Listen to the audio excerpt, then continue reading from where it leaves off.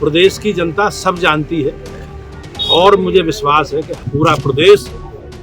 विकसित भारत संकल्प के साथ माननीय प्रधानमंत्री जी के साथ खड़ा है। और प्रधानमंत्री जी का संकल्प है अब की बार 400 पार का, उत्तर प्रदेश भी अब की बार 80 पार करेगा। और हमारी सरकार ने आस्था और परंपरा और विरासत को आगे बढ़ाने का काम किया है। उस आधार पर उस काम को लेकर हम जनता के बीच में एलिगेशन है, उन्होंने कहा है कि जो बसपा के जो टिकट हुए मुस्लिम जो हुए हैं वो भाजपा और संघ को फायदा पहुंचाने के लिए कहा गया है। जो मुस्लिम जो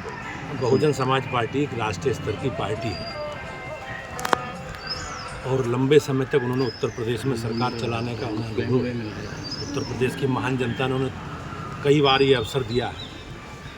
और कहीं ना कहीं कांग्रेस की ये हताशा है इस प्रकार की बयानबाजी करना। लोकतंत्र में सबको अपने एजेंडे के आधार पर, अपने कामकाज के आधार पर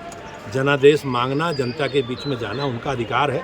और इस प्रकार अनावश्यक बयानबाजी नहीं करनी चाहिए। एक परिवारवाद की बात है तो अभी रामपुर से नाम चल रहा है उनके तेज प्रताप जी का, तेज प्रताप यादव का, वहाँ से टिकट की बात आ रही है यादव परिवार में। समाजवादी पार्टी की पृष्ठभूमि अगर आप देखोगे तो ये लोग परिवारवादी लोग हैं और परिवार में भी अपने जो घर के इनके नज़दीक सगे संबंधी हैं उससे ये आगे बढ़ नहीं पाए। अब अगर आप देखेंगे मुलायम सिंह जी से शुरू होकर समाजवादी पार्टी आज लगभग 30-35 वर्षों में अखिलेश जी तक पहुंची। बेचारे शिवपाल जी को भी अवसर इस रूप में काम करने का नहीं मिला, लेकिन प्रदेश की जनता सब जानती है और मुझे विश्वास है कि हमारा जो काम है, हमारी सरकार का मोदी जी के नेतृत्व में जो 10 वर्षों में काम किए हैं और माननीय प्रधानमंत्री जी का जो संकल्प है भारत को विकसित भारत बनाने का, पूरा प्रदेश विकसित भारत संकल्प के साथ माननीय प्रधानमंत्री जी के साथ खड़ा है। और प्रधानमंत्री जी का संकल्प है अब की बार 400 पार का, उत्तर प्रदेश भी अब की बार 80 पार करेगा। आज नोमिनेशन का पहला दिन है, तो आप लोग नोमिनेशन हुआ है, क्या लगता है पूरे 80 में से कितना जाएगा? इस प्रकार की परिस्थिति है और हमारा बिल्कुल स्पष्ट संकल्प है, हमारा मत है कि हम अपने कामकाज का लेखा जोखा लेकर जनता के बीच में, सरकार ने 10 वर्षों में जो काम किए, विकास के काम किए और दुनिया में जिस प्रकार से भारत की प्रतिष्ठा, मान सम्मान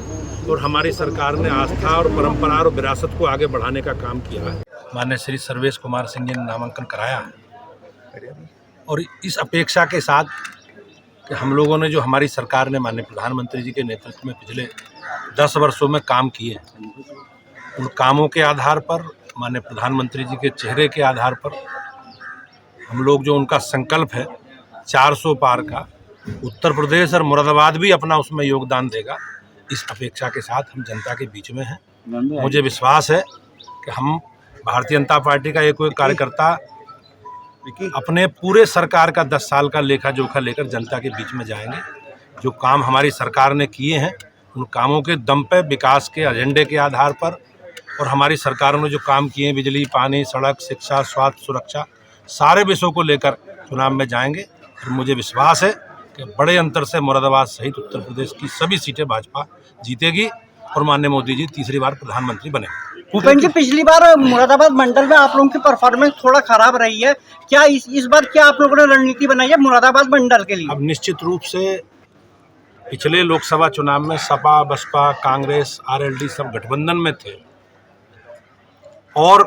पूरे उत्तर प्रदेश में भारतीय जनता पार्टी को 51% से ज़्यादा वोट मिले और हम 80% सीटें जीते। हमने उन सारे कारणों की समीक्षा की है जहां राजनीतिक दृष्टि से परिणाम हमारे अनुसार नहीं आए थे, लेकिन प्रदेश की महान जनता ने 2014 में भी, 2019 में भी मोदी जी के नेतृत्व में बड़ा जनादेश दिया है और मुझे विश्वास है मुरादाबाद सहित उत्तर प्रदेश की सारी सीटें भाजपा जी